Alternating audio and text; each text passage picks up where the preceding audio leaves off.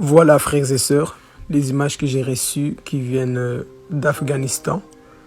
Donc ici, vous voyez comment les chrétiens sont torturés, maltraités à cause de la parole de Dieu. Donc ici, vous voyez des femmes, vous voyez ici, ce sont des femmes missionnaires. On les a arrêtées, donc on les a attachées, on les a enfermées dans ces sachets ici que vous voyez en plastique. Et d'autres sont déjà mortes et d'autres sont en train d'agoniser. Donc vous voyez comment ces personnes souffrent à cause de l'évangile. On les a humiliés, on les a arrêtés, on les a mis sous des places publiques. D'autres étaient peut-être violés avant qu'on les enferme ici. Ils étaient frappés, violés et ensuite les enfermer ici pour les humilier. Tout ça à cause de la parole de Dieu. Voilà pourquoi, frères et sœurs, prions beaucoup pour nos missionnaires, car beaucoup de choses se passent en ce sol que nous ne savons pas. Beaucoup sont tués, violés, décapités à cause de la parole de Dieu. Voilà pourquoi nous devons résister. Des fois, nous nous plaignons pour des petites choses alors que beaucoup sont persécutés chaque jour, chaque instant, ils sont frappés à cause de ce message que nous portons. Ces images que vous voyez ici, ce ne sont pas des montages, ce sont des choses qui sont réelles. C'est des choses qui se passent chaque jour dans le monde entier.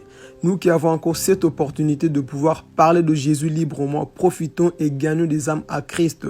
Nous qui avons cette liberté d'être au temple, adorons sincèrement notre Dieu. Nous qui avons cette liberté d'être là à parler de Jésus sans qu'on nous arrête. C'est vrai qu'il y a la persécution, mais pas autant à ce que nous voyons ici.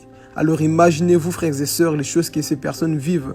Nous qui sommes là, prions beaucoup et intercédons beaucoup, frères et sœurs. Ce n'est pas le moment de dormir, ce n'est pas le moment d'être encore dans la distraction, mais c'est le moment de plier les genoux sincèrement afin de pouvoir invoquer l'Éternel et prier pour ces personnes, surtout que Dieu leur donne la capacité de tenir jusqu'à la fin. Parce que Marc 13,13, Matthieu chapitre 24, verset 13 nous dira que celui qui va persévérer jusqu'à la fin sera sauvé.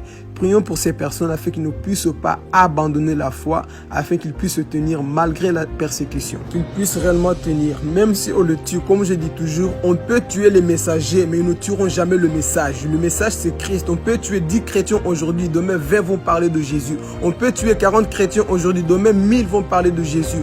Donc en soi, le messager meurt, mais le message ne meurt pas, qui est Christ.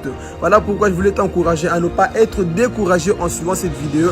Mais dis-toi bien, quand il dérange le monde des ténèbres, automatiquement l'ennemi t'arrêtera. Donc on ne jette jamais des pierres sur un arbre qui ne porte pas de fruits. Si on nous persécute, c'est parce que nous avons la lumière en nous. Amen. Que Dieu vous bénisse. Soyez conscients de ces choses-là et gardons la foi quoi qu'il arrive.